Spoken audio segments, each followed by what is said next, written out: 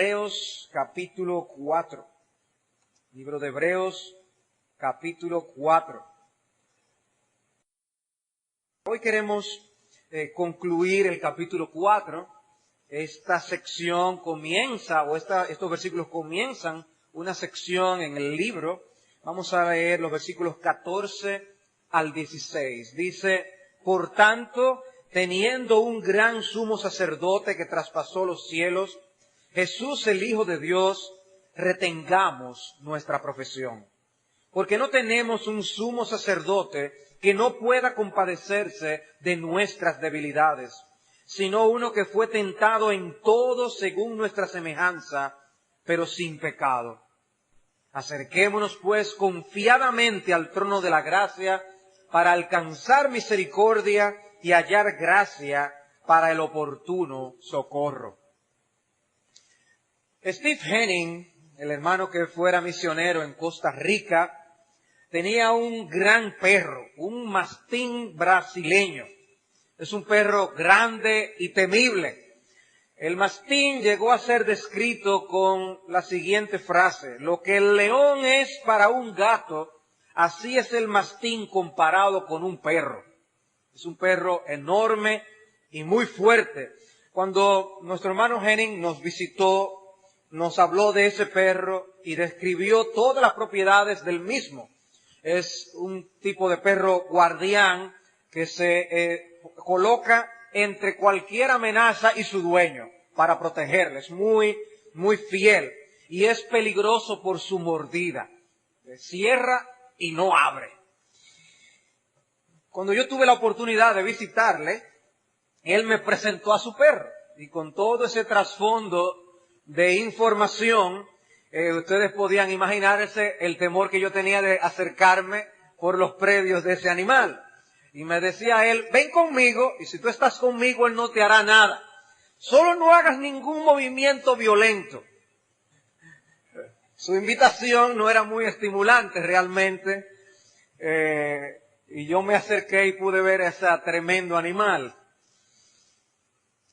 Una cosa es uno ver a un león en un documental o ver un león tras las rejas, y otra muy distinta verlo en libertad. Nosotros procuramos mantener la debida distancia. Los animales salvajes, sueltos, pueden constituirse en un peligro. Cuando estuvimos en Zambia, yo les llegué a enseñar una foto donde había un elefante a la distancia. Estaban sueltos. Y eso era una foto de esa, apense, tírese la foto, rápido. Porque uno no sabe la reacción que un animal como ese puede tener suelto. Para mí es interesante observar que nuestro Señor Jesucristo en la palabra, Él es comparado con un león. Apocalipsis 5:5 dice que Él es el león de la tribu de Judá. Y eso tiene un propósito. Así como Él es llamado el Cordero de Dios y hay una enseñanza, que Él sea llamado el león tiene también una enseñanza. Y es posiblemente la figura del león la que aparece en el Salmo 50 cuando dice, entended ahora esto, los que os olvidáis de Dios, no sea que os despedace y no haya quien os libre. Es la imagen de Dios como un león que puede deshacer a cualquiera. Y es la figura del león también la que utiliza C.S. Lewis en su libro Las Crónicas de Narnia para representar al Señor. Lo llama Aslan. Y hay un diálogo muy instructivo cuando los castores hablan de Aslan a Pedro, Susana, Edmundo y Lucía. Y dice el diálogo, ¿es un hombre?, pregunta Lucía dudando. ¿Aslan un hombre?, exclamó el castor con voz severa. Ciertamente no. Ya les dije que es el rey del bosque y es el hijo del gran emperador del más allá del mar. ¿No saben quién es el rey de los animales? Aslan es un león. El león, el gran león. Oh, exclamó Susana, pensé que era un hombre. ¿Y él, se puede confiar en él?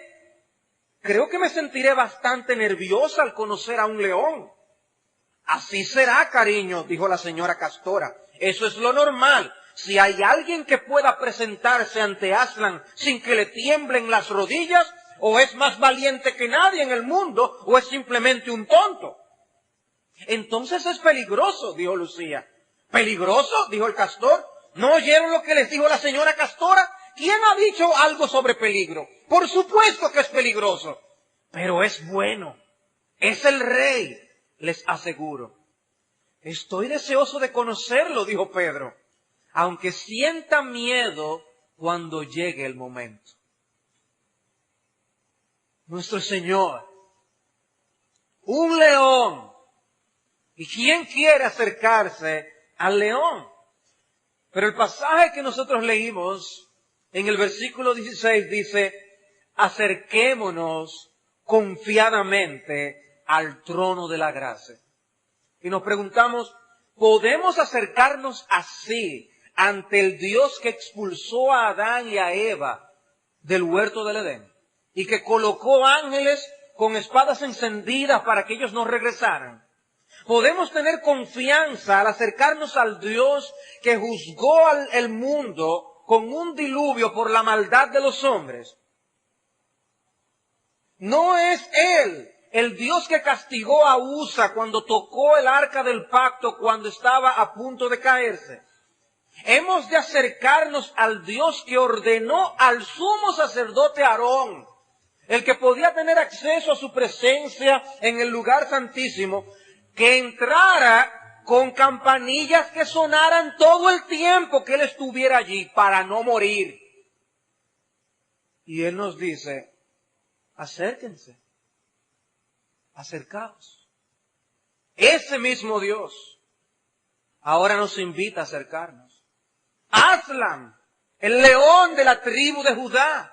Hemos de acercarnos al mismo Cristo que Juan vio en Apocalipsis, capítulo 1, el apóstol que recostaba su cabeza del pecho del Señor, que luego dice que cuando le vi yo caí como muerto a sus pies, en Apocalipsis 1. Acerquémonos. Juan cae como muerto y dice, acerquémonos, acerquémonos. Por eso que yo quisiera considerar esta porción de la palabra de Dios para que apreciáramos el privilegio que nosotros tenemos de poder llegar a la presencia de Dios. Esto mismo que estamos practicando aquí ahora, el estar en la presencia de Dios. Y yo quisiera que veamos una afirmación y dos preguntas. Una afirmación y dos preguntas. La afirmación es, tenemos un gran sumo sacerdote. Tenemos un gran sumo sacerdote. Dice el versículo 14, por tanto, teniendo un gran sumo sacerdote que traspasó los cielos, Jesús, el Hijo de Dios, retengamos nuestra profesión. Gran sumo sacerdote. Cuando el Antiguo Testamento usaba la expresión gran sacerdote, que es la expresión en el original, se sabía que se estaba hablando del sumo sacerdote. Y cuando el autor de esta epístola a los hebreos usa gran sumo sacerdote, es como si él estuviera haciendo una redundancia, como si estuviera diciendo un gran sacerdote o un sumo sacerdote. Es el más grande de todos y él lo hace con propósito. Estamos frente al sumo sacerdote más grande. Ya el autor nos ha enseñado que Jesús es la revelación más excelente, que es superior a los ángeles, que Él es superior a Moisés, que Él ofrece un reposo superior. Y Él ahora comienza a tratar que Jesús es un sumo sacerdote superior a lo que había en el antiguo pacto y que Él mismo, como sacrificio, es superior a todos los sacrificios que se hicieron en el Antiguo Testamento, el sacrificio último o final. Y esto ocupa una gran sección del libro. Nosotros vamos a llegar hasta el capítulo 10, versículo 18, Él explicando esta función de Cristo como sumo sacerdote y cómo Él ofrece el correcto y adecuado sacrificio. De manera que no es pequeña la enseñanza a los ojos de este autor y del Espíritu que le inspiró para hablarnos del sumo sacerdocio de nuestro Señor Jesucristo. Y es muy posible que esto tuviera como razón de ser el hecho de que él hablara tan ampliamente de esto y con tanta fortaleza, el que los judíos o aquellos que estaban siendo tentados a abandonar el cristianismo para regresar al judaísmo, estuvieran diciéndoles, es que el problema es que ustedes no tienen sacerdotes. Nosotros tenemos sacerdotes, tenemos quienes nos representan ante Dios, pero ustedes no tienen quien les represente. ¿Cómo nos podemos acercar, pues, a Dios? De manera que la religión cristiana era vista sin validez, porque no tenía sumo sacerdote. Y el argumento del autor es, no solo que tenemos sumo sacerdote, sino que tenemos al más grande de los sumos sacerdotes. Y esa identidad de Jesús como el sacerdote que traspasó los cielos, habla de la eficacia de la obra que él llevó a cabo. O sea, él, cuando murió, él presentó, por así decirlo, sus credenciales en la presencia de Dios el Padre, que es un lenguaje que el libro de Hebreos usa. Él nos familiariza con la realidad celestial de las cosas temporales que en el Antiguo Testamento se ilustraban. En el capítulo 6, por ejemplo, cuando habla de la esperanza cristiana, dice, la cual tenemos como segura y firme ancla del alma y que penetra hasta dentro del velo donde Jesús entró por nosotros como precursor, hecho sumo sacerdote para siempre, según el orden de Melquisedec. En otras palabras, Él entró al cielo, clavó el ancla de nuestra esperanza y ya esa esperanza está garantizada, está firme, clavada en los cielos. Y esos hilos conectores de esa esperanza está unida con cada uno de los hijos de Dios. De manera que nuestra esperanza está segura. Luego, en el capítulo 9, él también vuelve a hablar, a hacer señalamiento de esto, en el versículo 11. Dice, pero estando ya presente Cristo, esto es luego de él describir cómo era el servicio en el templo del Antiguo Testamento. Y dice, pero estando ya presente Cristo, sumo sacerdote de los bienes venideros. Oigan qué lenguaje más interesante, de los bienes venideros. Por el más amplio y más perfecto tabernáculo, no hecho de manos, es decir, no de esta creación, y no por sangre de machos cabríos, ni de becerros, sino por su propia sangre, entró una vez para siempre en el lugar santísimo, habiendo obtenido eterna redención. ¿Qué hacía el sumo sacerdote? Entraba al lugar santísimo, presentaba el sacrificio oficialmente para hacer la expiación.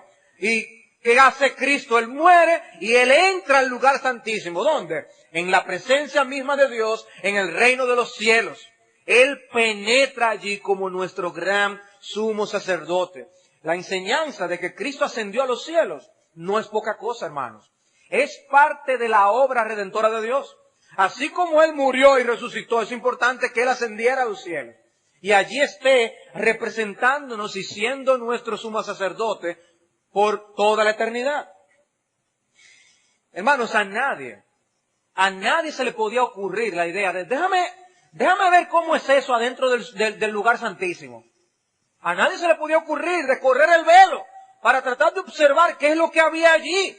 Era el sumo sacerdote una vez al año y no sin sangre que podía entrar allí. Y lo que esta ilustración nos dice de que Cristo penetró allí en el lugar santísimo, es que ya ahora, por cuanto Cristo sí ya entró y presentó el sacrificio final, es que nosotros podemos llegar al cielo. Si no, entrar a la presencia de Dios hubiera sido un imposible. Un imposible. Así como era un imposible para cualquier israelita entrar al lugar santísimo, hubiera sido un imposible para cualquiera entrar al cielo que no sea en el nombre de Cristo. Es en el nombre de Cristo que entrará todo hombre al reino de los cielos. De manera que tenemos un gran privilegio ahora en el nuevo pacto. Porque ahora tenemos nosotros un sacrificio que nos abrió un camino nuevo y vivo para la presencia de Dios.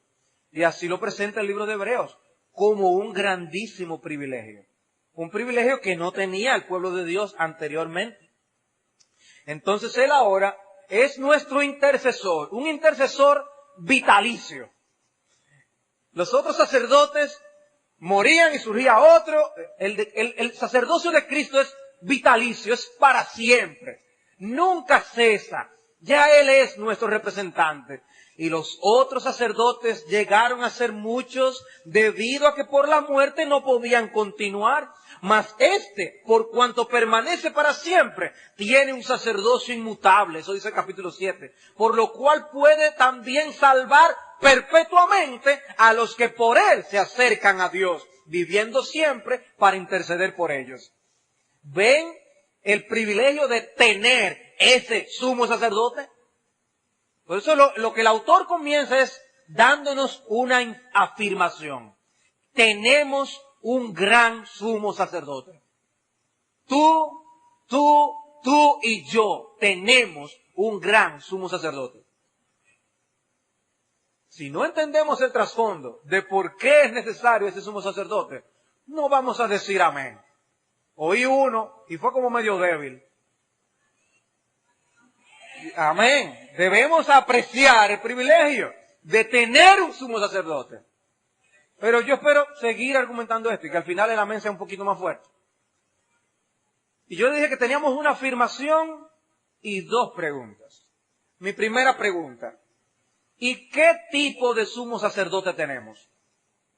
Ok, tenemos un sumo sacerdote, un gran sumo sacerdote, pero ¿qué tipo de sumo sacerdote es eso? Y eso está en el versículo 15. La respuesta está en el versículo 15. Dice, porque no tenemos un sumo sacerdote que no pueda compadecerse de nuestras debilidades, sino uno que fue tentado en todo según nuestra semejanza, pero sin pecado. Hermanos, esto no fue escrito para confundir a los teólogos. Eso se escribió para animar a los creyentes a aferrarse a Cristo. Para eso fue que se escribió eso que está ahí.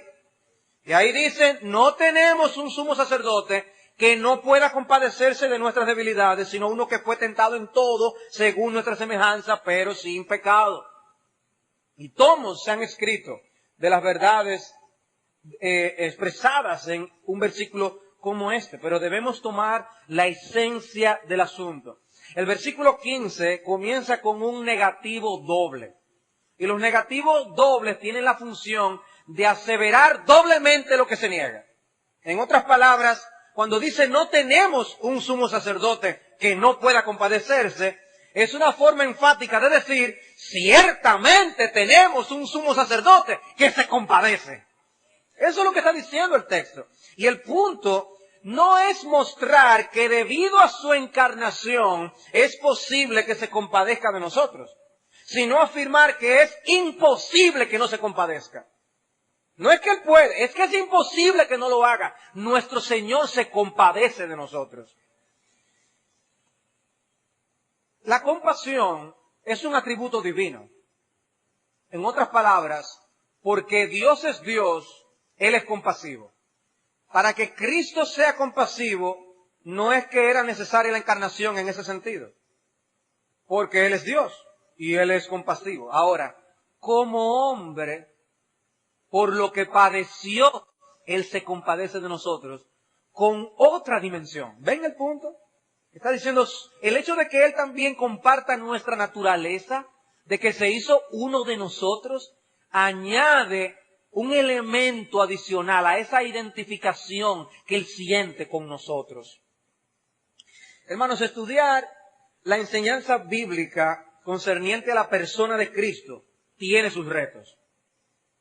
Por eso aquella escuela dominical que yo impartí hace unos meses atrás sobre la cristología, la doctrina de Cristo, y que levantó algunas preguntas entre ustedes, preguntas sumamente interesantes e importantes, porque Él es la única persona con dos naturalezas al mismo tiempo, una divina y una humana. Único, es algo único y algo difícil de comprender. Sin embargo, hay cosas que la Biblia dice acerca de Cristo que nosotros necesitamos conocer. Y por eso les decía, esto que el Espíritu Santo nos dejó aquí es para que nos beneficiemos de esa enseñanza. Por ejemplo, ¿podía Cristo ser tentado? Sí. Pero antes de responder la pregunta, podemos hacer otra que nos ayude más. ¿A qué nos estamos refiriendo? ¿A Cristo como Dios o a Cristo como hombre? Porque Cristo como Dios puede ser tentado. No. ¿Y dónde nosotros sabemos por las Escrituras que Dios no puede ser tentado? Santiago, capítulo 1, versículo 13. Cuando alguno es tentado, no diga que es tentado de parte de Dios, porque Dios no puede ser tentado por el mal, ni Él tienta a nadie. Lo dice bien claramente. Y entonces, ahora, Cristo como hombre, ¿sí puede ser tentado? Sí puede ser tentado y fue tentado. Dice el versículo 15, y más claro de ahí no se puede decir.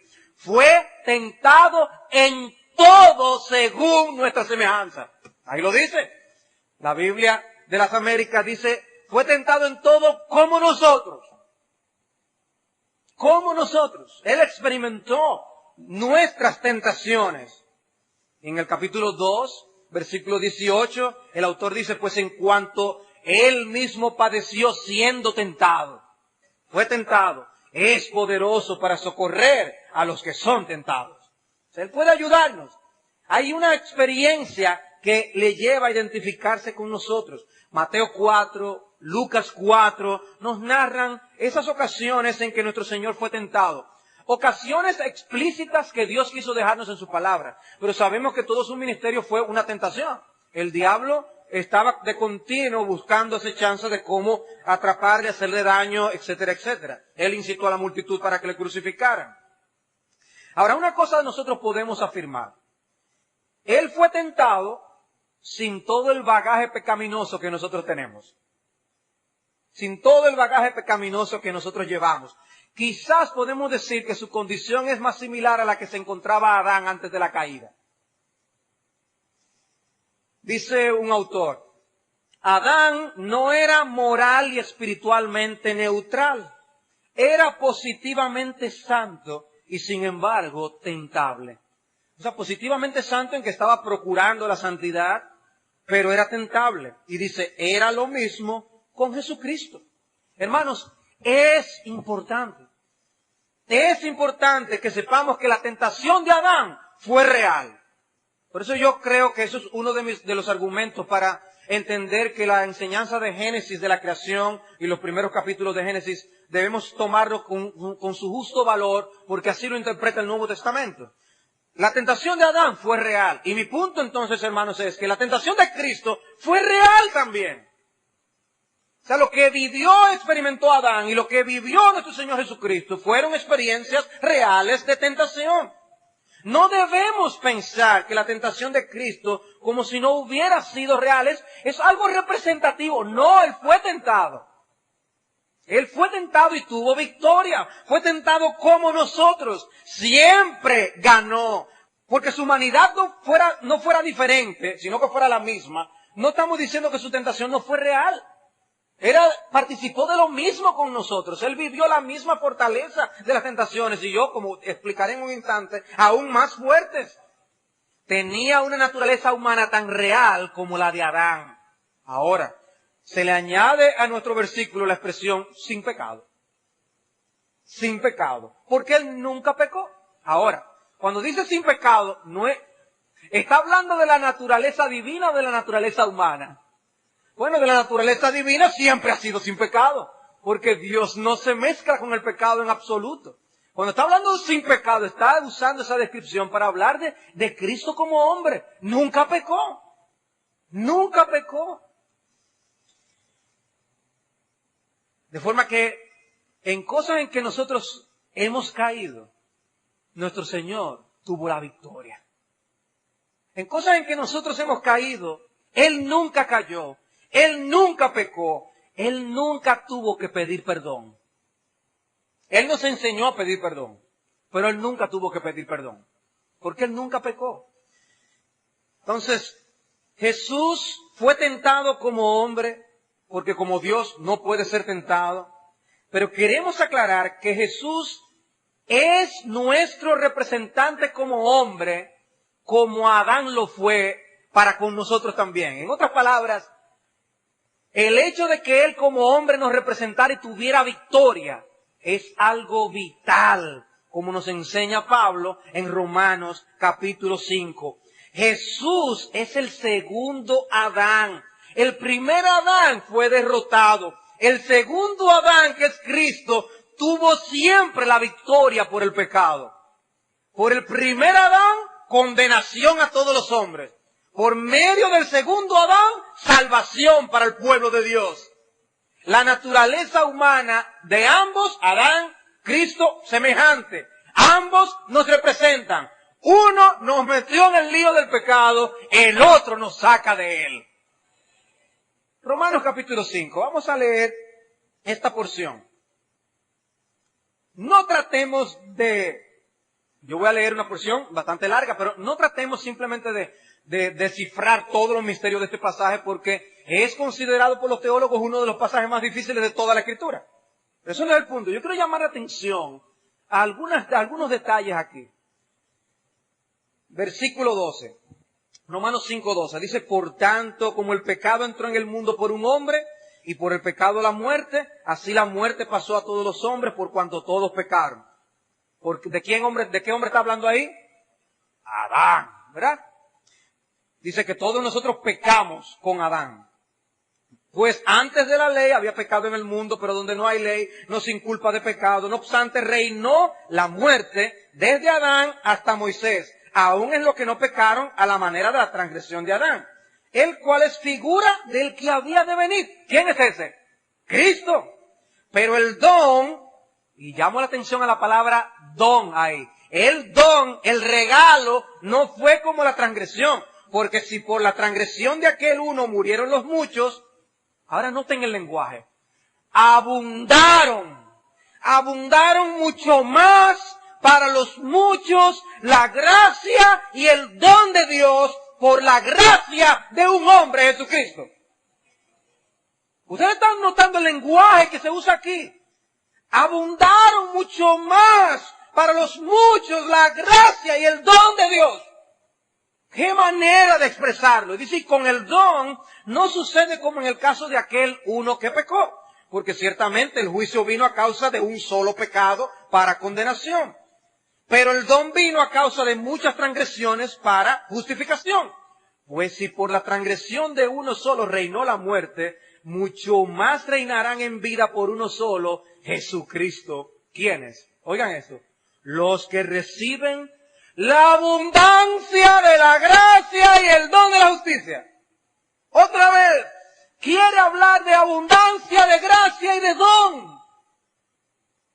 No es algo pequeño, es algo abundante. Y es algo gratis. Es un obsequio divino. Porque uno nos metió en un lío y Cristo nos saca. Así que, como por la transgresión de uno vino la condenación a todos los hombres, de la misma manera por la justicia de uno vino a todos los hombres la justificación de vida. Porque así como por la desobediencia de un hombre los muchos fueron constituidos pecadores, así también por la obediencia de uno los muchos serán constituidos justos. Pero la ley se introdujo para que el pecado, oigan la palabra otra vez, abundase, para que abundase el pecado. Mas cuando el pecado abundó, sobreabundó la gracia. ¿Notan la diferencia? El pecado abunda, la gracia sobreabunda. La gracia sobreabunda. Para que así como el pecado reinó para muerte, así también la gracia reine. La gracia reine por la justicia para vida eterna mediante Jesucristo, Señor nuestro. El lenguaje, hermanos, está cargado de expresiones para que nosotros disfrutemos, apreciemos la gracia sobreabundante que Dios ha derramado sobre nosotros. Lo que Cristo ha hecho a nuestro favor es inmensamente superior y diferente en proporción al lío en el que Adán nos metió. O sea, el lío en el que Adán nos metió es serio. Pero lo que Cristo hizo a favor nuestro es indescriptible. Eso es lo que está diciendo Pablo. Nuestro Señor fue hecho pecado. Al que no conoció pecado, fue hecho pecado para que nosotros fuésemos hechos justicia de Dios en Él. Wow. Hermanos, cuando Goliat desafió al pueblo de Israel, al ejército de Israel, Goliat dijo, mándenme uno que pelee conmigo. Si él gana, nosotros nos convertimos en sus esclavos. Si yo gano, ustedes son esclavos de nosotros. Cada uno de ellos era representante del pueblo. Lo que ellos hicieran iba a tener implicaciones para el resto. Bueno, nuestro David mató al Goliat del pecado. Y en él nosotros tenemos la victoria. En él nosotros vencimos. Cristo venció y nosotros vencimos en él. Nosotros somos más que vencedores por medio de aquel que nos amó. En el capítulo 7, nuestro sumo sacerdote es descrito, de otras palabras, en Hebreos capítulo 7, versículo 26. Recuerden que estamos respondiendo a la pregunta de qué tipo de sumo sacerdote que nosotros tenemos. ¿Quién es ese? ¿Cómo es él? Dice Hebreos 7, 26, porque tal sumo sacerdote nos convenía, santo, inocente, sin mancha, apartado de los pecadores y hecho más sublime que los cielos, que no tiene necesidad cada día, como aquellos sumos sacerdotes, de ofrecer primero sacrificios por sus propios pecados y luego por los del pueblo, porque esto lo hizo una vez para siempre, ofreciéndose a sí mismo. O sea que el autor nos está ratificando que Jesús es ese Cordero Santo, sin mancha, sin tacha alguna. El Cordero perfecto para expiar todos nuestros pecados. El representante ideal. Pero en el capítulo 4 de Hebreos, él está destacando la identificación compasiva de Jesús como sacerdote. O sea que no solamente tenemos un sacerdote que es santo, sin pecado, sin tacha, adecuado por eso, sino que nos enseña que Él es compasivo, que Él se identifica con nosotros, que Él no es distante, que Él es cercano aún en sentimientos. Eso es lo que está diciendo aquí. Observa lo que se dice en el capítulo 5, versículo 1, que veremos en otra ocasión, para hablar de la necesidad de que hubiera sacerdotes humanos. Y dice allí, porque todo un sumo sacerdote tomado de entre los hombres es constituido a favor de los hombres en lo que a Dios se refiere, para que presente ofrendas y sacrificios por los pecados, para que se muestre paciente con los ignorantes y los extraviados, puesto que Él también está rodeado de debilidad. Dice, es una función de un sacerdote, por causa de que Él mismo está rodeado de debilidad, ser paciente con los pecadores. Y Cristo va a ser el más paciente de todos los sacerdotes. Él se identifica perfectamente con nosotros. En el caso de nuestro Señor, ya Él ahora mismo no es débil, pero Él experimentó lo que es ser débil. Él experimentó eso. Y hermanos, uno de los errores más grandes que nosotros podemos cometer como cristianos es pensar que nuestro Dios se desentiende de nuestras aflicciones. Eso es uno de los errores más grandes. Es albergar la idea de que Jesús no nos entiende. No, Dios no me entiende a mí. No, mi hermano, Dios sí te entiende. Jesús sí te entiende. Dice un autor, es completamente desacertado imaginar que la agonía de la tentación vencida es menor que la agonía de la tentación que se vence. Porque alguno diría, no, pero Él nunca cayó.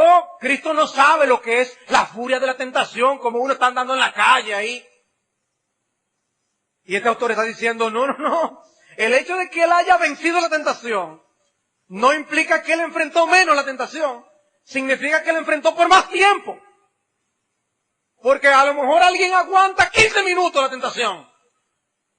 ¿Cuánto esfuerzo se demanda? A Cristo que nunca cayó. Y el diablo siguió atacándole. Sigue diciendo el autor.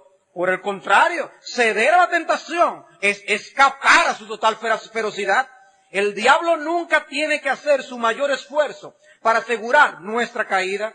Basta con un poco de su poder y de su astucia, pero Cristo nunca cedió. Y eso hizo necesario que el tentador incrementara la presión. Y aquí, por una única ocasión, Él tuvo que probar todo lo que sabía, usar todos los medios, cada gente, cada ocasión, subió la intensidad a un nivel espantoso pero de todos modos, Cristo no cedió.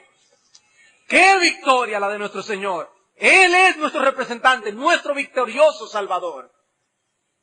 ¡Qué bendición, amados hermanos! Por eso Él nos entiende. Él fue tentado en todo como nosotros. Nadie nos entiende como Él. El punto, hermano, es que tú puedes hablar con Él.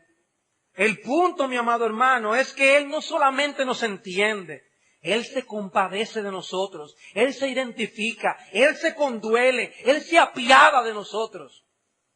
Ese es nuestro Señor. ¿Ustedes piensan que es a través de un ejercicio de imaginación que Él se identifica con nosotros? Déjame imaginarme qué tan fiera es la tentación del hermano fulano. No, Él no tiene que imaginárselo, Él lo vivió. Él sabe lo que es. Pero no solo eso, hermanos. Él no se queda en identificarse con nosotros. Él nos brinda su ayuda y su asistencia. Nos brinda su ayuda y su asistencia. Eso me lleva a la segunda pregunta. Ya hemos visto que tenemos un sumo sacerdote y hemos visto qué tipo de sumo sacerdote tenemos. Veamos ahora esta segunda pregunta. ¿Y qué obligación y privilegio nos impone tener semejante sacerdote? ¿Qué obligación y privilegio nos impone tener semejante sacerdote? Bueno, la obligación aparece en el versículo 14. Brevemente dice, retengamos nuestra profesión. Teniendo un gran sumo sacerdote, retengamos nuestra profesión. ¿A qué estaban siendo tentados estos lectores de esta carta? A dejar el cristianismo y volver al judaísmo. Decir, no, ustedes tienen una religión más, yo voy a volver a la otra. Yo creo que nosotros tenemos más grandes privilegios. La ley vino por los judíos. Nosotros tenemos sumos sacerdotes, hacemos sacrificios. Y quizás pensaban que por eso eran superiores. Y el autor dice, es un error. Retengan la profesión de fe en el Señor Jesucristo. Retengan vuestra profesión. Y eso no es otra cosa, hermanos, que un compromiso de continuar manifestando absoluta confianza en que nuestra salvación está en las manos del Señor Jesús. A ustedes nunca les ha llegado el pensamiento, en un momento dado, decir, pero, ¿y cómo es que eso que ocurrió hace 2000 años, que alguien fuera crucificado, me garantice que yo cuando me muera voy a entrar al cielo? Ustedes nunca han tenido ese tipo de preguntas. El autor lo que está diciendo, hermanos, nunca dudemos, retengamos nuestra profesión, confesemos con nuestros labios de que por medio de Cristo es que nosotros nos salvaremos, que lo que Él hizo es precisamente lo que Dios había prometido, que el cumplimiento de todo el Antiguo Testamento está precisamente en Él. Retengamos nuestra profesión, nadie viene al Padre si no es por Él. Retengamos eso. Profesemos eso, hablemos de eso, prediquemos eso. Sigamos profesando fe en Cristo. Ese es nuestro sumo sacerdote. ¿Es ese tu sumo sacerdote? ¿Es ese tu representante? Estamos bajo la obligación de continuar aferrados a nuestro Señor Jesucristo. ¿Tú estás siendo tentado a irte?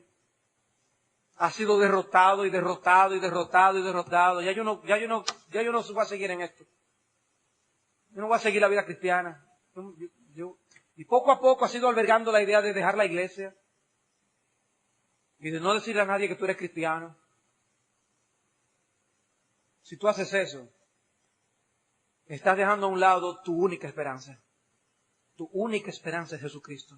No importa el problema tan grande que tú tengas encima tuyo. Cristo no te está prometiendo la solución de todos tus problemas. Pero Cristo te está prometiendo la solución de tu principal problema, que es tener a Dios de enemigo. Que es que ese león, Aslan, en lugar de protegerte, lo que haga sea destruirte. Esa es la obra de Cristo. Pero el privilegio está en el versículo 16. En el versículo 16, allí dice, acerquémonos pues confiadamente al trono de la gracia para alcanzar misericordia y hallar gracia para el oportuno socorro. ¡Qué privilegio! ¿Recuerden ustedes? ¿Cómo nos vamos a acercar a ese león? ¿Cómo me puedo yo acercar a ese mastín enorme, fiero? Porque no es que nosotros hemos domado a Dios, que es una de las enseñanzas que tiene C.S. Lewis en las Crónicas de Narnia. Aslan no es un león domado. Él no está allí para terminar haciendo luego lo que nosotros queremos. Él mismo, porque Él quiso en su soberanía, nos ha rescatado de una vana manera de vivir. Y Él ahora dice, acércate. Acércate. Pero debemos acercarnos con la actitud correcta. Como decía el castor, no hay nadie que se pueda acercar que no le tiemblen las rodillas. Pero nosotros hemos depositado nuestra fe en que Cristo ofreció el sacrificio perfecto para hacernos aceptos delante de Dios el Padre. Y ese Dios que quitó la vida a Usa por haberse atrevido a poner la mano al arca del pacto, es el que ahora nos recibe en su presencia y te invita a que vengas a Él en oración. Trae todas tus cargas y tus ansiedades y habla con Él. Acerquémonos confiadamente. No como yo me estaba acercando donde estaba ese perro. Nos invita, acércate con confianza. Y ahí tenemos toda la enseñanza bíblica de que Él es nuestro Padre. Decimos, Abba, Padre. De que nosotros vemos toda su bondad. Porque si nosotros le pedimos a Él pan, Él no nos va a dar una piedra.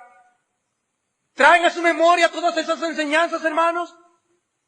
Todo eso por la obra de lo que nuestro sumo sacerdote ha hecho con nosotros, a favor de nosotros. En nuestro estado natural, escondernos de Dios. Y Dios mismo, mantenernos a raya. A mí me llamó poderosamente la atención las palabras de Dios a Moisés cuando estaba dando sus leyes. Le dice, sube ante Jehová tú y Aarón, Nadab y Abiú y 70 de los ancianos de Israel, y os inclinaréis desde lejos. Desde lejos se tienen que inclinar. Dice, pero Moisés solo se acercará a Jehová, y ellos no se acerquen, ni suba el pueblo con él. Eso fue Dios diciendo. No se acerquen. Y aquí ahora nos dice, acerquémonos. Hermanos, es impresionante el privilegio que tenemos. En Jeremías capítulo 30, versículo 21, el Señor pregunta diciendo, ¿quién es aquel que se atreve a acercarse a mí? Dice Jehová. Y ahora decimos, lo que hemos confiado en el Señor Jesucristo, eso podemos acercarnos confiadamente ante su trono de gracia. ¡Qué diferente es ahora, amados hermanos! Él nos invita a acercarnos con confianza. No es un acercamiento físico, es un acercamiento espiritual. ¿Recuerdan las palabras de Cristo a la mujer samaritana? Mujer, créeme que la hora viene cuando ni en este monte ni en Jerusalén adoraréis al Padre. Y yo diría, sí, porque es en este monte, en Jerusalén y en el mundo entero. Ya podemos acercarnos donde quiera que estemos a la misma presencia santa de Dios. Quita el calzado de tus pies, Moisés. Y aquí nos dice, ven, acércate mi hijo. Oh, hermanos, qué privilegio tenemos. Y luego en el capítulo 10, en el versículo 19, oigan lo que vuelve a enseñar el autor de los Hebreos. Después, cuando empieza a dar los aspectos prácticos de esta enseñanza, dice, así que hermanos, teniendo libertad para entrar en el lugar santísimo, por la sangre de Jesucristo, por el camino nuevo y vivo que Él nos abrió a través del velo, es de su carne, y teniendo un gran sacerdote sobre la casa de Dios, acerquémonos con corazón sincero, en plena certidumbre de fe, purificados los corazones de mala conciencia y lavados los cuerpos con agua pura. Mantengamos firmes, sin fluctuar, la profesión de nuestra esperanza, porque fiel es el que prometió. Si tenemos ese sacerdote, acerquémonos. Tú te estás acercando. Tú te estás acercando al trono de Dios en oración. Tú estás aprovechando el privilegio que tú tienes de ir a Cristo, a Dios en oración. Tú estás cultivando una vida íntima de comunión con Dios a la luz de este detalle que hemos visto en el día de hoy. Tú estás orando como debieras. No, la respuesta va a ser no. Entonces, ¿con qué ánimo debemos nosotros salir de aquí hoy? Mi oración a Dios es que de este mensaje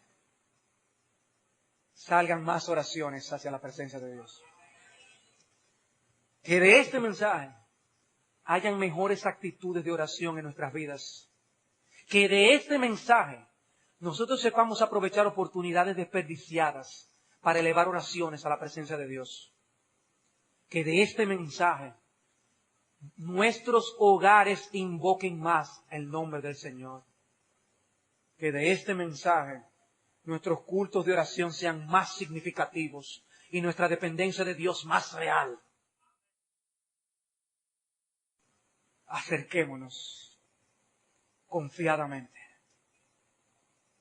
Usa este privilegio. Aprovecha esta oportunidad. Dice la Escritura, Noé halló gracia. Lo que el autor de Hebreos está haciendo es tomando prestado este tipo de lenguaje, porque la gracia se halla. Cuando dice, óyeme, hallé gracia ante los ojos de mi jefe. ¿Te han oído esa expresión, verdad? El favor se halla. Nosotros hemos hallado favor delante de Dios. Misericordia.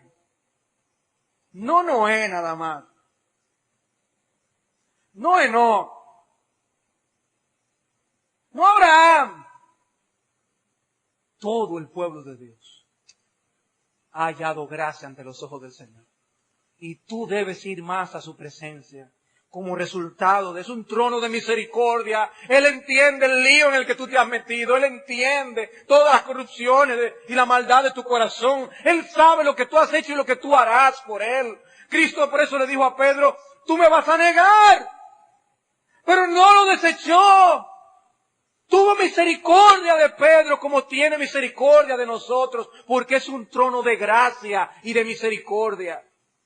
Y Él nos muestra esa compasión y Él viene en nuestra asistencia y Él se acerca a nosotros cuando nosotros nos acercamos a Él. Él nos recibe, se identifica con nosotros, Él nos perdona y nos ayuda.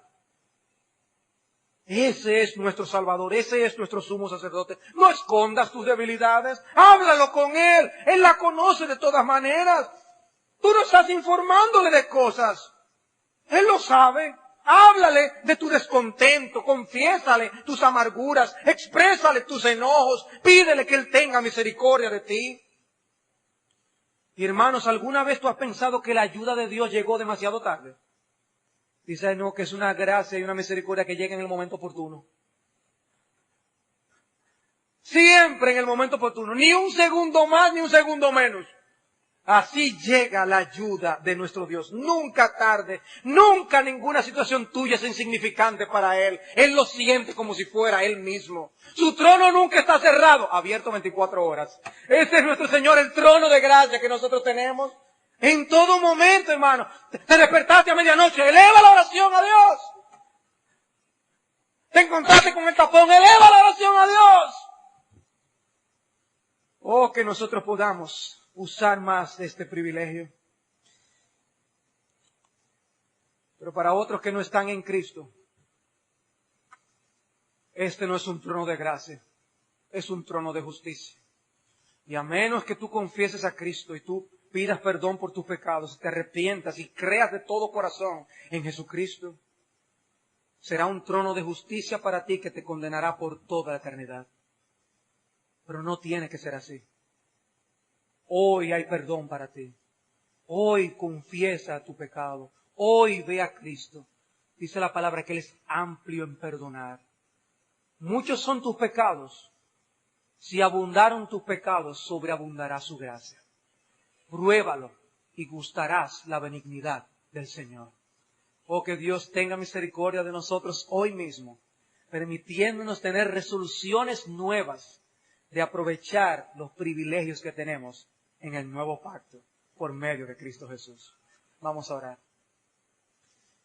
Padre, te damos las gracias por tu palabra. Bendecimos tu nombre, Señor, por la grande obra que Cristo hizo a nuestro favor. Te pedimos perdón por el desperdicio de las oportunidades y los privilegios que tú nos has dado. Y te pedimos, te rogamos, que nos impulses a aprovechar mejor esta oportunidad. Oh bendito Rey, enséñanos como iglesia y como individuos a depender más de ti, a reconocer tu bondad y tu misericordia, a buscarte a ti más intensamente, a buscarte a ti en primer lugar, a buscarte cuando nosotros estamos dudando, cuando estamos en medio de la tentación, cuando nosotros estamos en la lucha con el pecado. Padre, ayúdanos a tener el cultivo de la actividad intensa de buscar tu rostro en oración. Ayúdanos, asístenos, ten piedad y misericordia de nosotros. Te lo suplicamos en el nombre de Jesús. Amén.